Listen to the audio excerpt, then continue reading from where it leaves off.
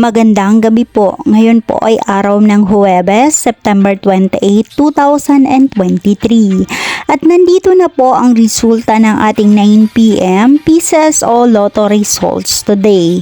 At para po sa draw natin ngayon ay ang Super Lotto 649, ang National Lotto 642, ang 6D Lotto, ang 3D Lotto at ang 2D Lotto.